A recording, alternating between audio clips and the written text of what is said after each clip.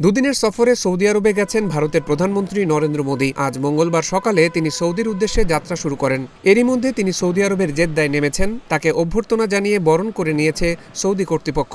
জেদ্দায় নামার আগে আরব নিউজকে দেওয়া এক সাক্ষাৎকারে মোদী বলেছেন, সৌদি আরব ভারতের বিশ্বস্ত বন্ধু। ভারতীয় সংবাদ মাধ্যম হিন্দুস্তান টাইমস বলছে, সৌদি যুবরাজ মোহাম্মদ বিন সালমানের আমন্ত্রণে 2 দিনের সফরে সৌদি আরবে গেছেন প্রধানমন্ত্রী মোদী।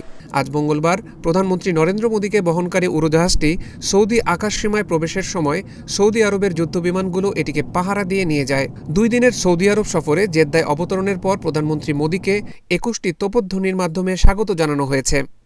বান্ডেল থাকলে প্রতি সেনমানিতে টাকা বাঁচবে। বিকাশ সেনমানি বান্ডেল কিনে জিতুন প্রতি লেনদেনে। জেদ্দা যাওয়ার আগে মোদী বলেন, সৌদি আরবের সঙ্গে ঐতিহাসিক সম্পর্কের মূল্য দেয় ভারত এবং গত দশকে 2 দেশের মধ্যে দ্বিপক্ষীয় সম্পর্ক উল্লেখযোগ্যভাবে বেড়েছে। সংবাদ মাধ্যম আরব নিউজকে দেওয়া এক সাক্ষাৎকারে তিনি বলেন, আমি কৌশলগত অংশীদারিত্ব কাউন্সিলের 2য় সভায় অংশগ্রহণের জন্য অধীর আগ্রহে অপেক্ষা করছি। আমি সেখানে ভারতীয় সম্প্রদায়ের সঙ্গেও মতবিনিময় করব।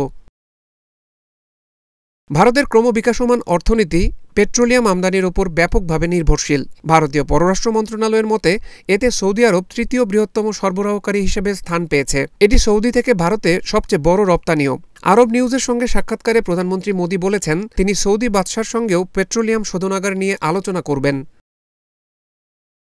আরব নিউজকে দেওয়া সাক্ষাৎকারে প্রধানমন্ত্রী মোদী আরও বলেন, ভারত ও সৌদি আরব যৌথ শোধনাগার ও পেট্রোলিয়াম প্রকল্পে কাজ করার বিষয়টি বিবেচনা করছেন তিনি।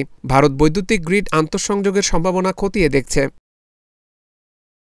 এর মধ্য দিয়ে গত 1 দশকের মধ্যে 3য়বার সৌদি আরব সফর করলেন নরেন্দ্র মোদী, আর জেদ্দায় গেলেন এবারই প্রথম। উচ্চপদস্থ সূত্রের বরাত দিয়ে পিটিআই জানিয়েছে, সৌদি আরব সফরের সময় প্রধানমন্ত্রী মোদী হজ এবং ভারতীয় হজ যাত্রীদের কোটা সম্পর্কিত বিষয়গুলো নিয়েও আলোচনা করতে পারেন। প্রধানমন্ত্রী মোদী সন্ধ্যায় সৌদি আরবের যুবরাজ ও প্রধানমন্ত্রী মোহাম্মদ বিন সালমান আল সৌদের সঙ্গে দেখা করবেন।